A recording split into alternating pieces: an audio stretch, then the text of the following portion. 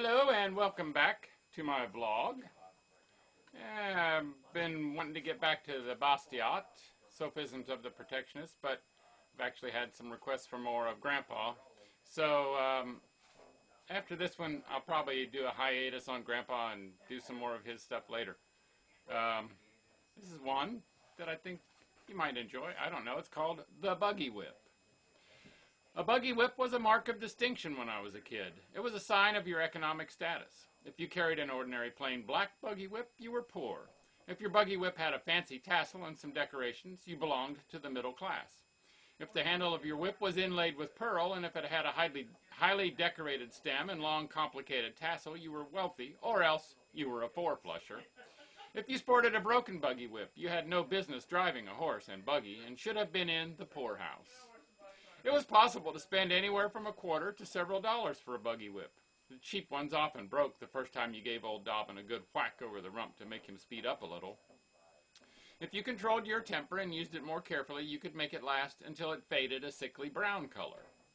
An expert with a buggy whip could kill a horsefly most anywhere on the horse without hitting the horse hard enough to disturb its slumbers. Another whip we used with a team of horses or mules was the black snake whip. Cousin Harry was an expert with this one. He really was good enough to be in a circus. He could pick a horsefly off the neck of a horse and never touch the horse. When the leather tip snapped as it curled the horsefly, the blood squirted in all directions. It was that same snap that left a welt on Dobbin's rump when he needed to be spurred up a bit.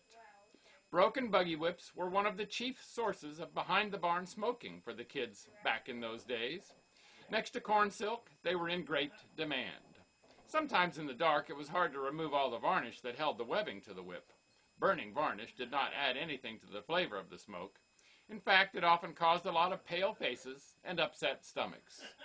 A buggy whip came in handy as a place to wrap the lines around when you drove up to a hitching post, or when you were driving a trusty horse on the way back from a party, or when you had to use both hands to hold the robe around your best girl to keep her warm and comfortable. Gee whiz. There are lots of people today who never saw a buggy whip. There are lots more who never bought one or used one. The production of buggy whips was a booming business at one time. Stores had big racks full of the beautiful things. You could spend hours trying to pick out one that would do the most good as a status symbol. The automobile put the buggy whip people out of business. Some of them would not admit that the era of the buggy whip was at an end.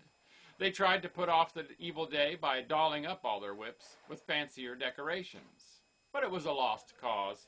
Automobiles do not need buggy whips. You may brag about a trip to the moon, about the wonders of the atomic age, about the galaxies and galaxies of stars in the heavens. They are all exciting and wonderful. The world is full of fantastic things like that. Each day, one of them is lost in the march of progress, and a new one is born. It's no use to fret about it. You can always remember.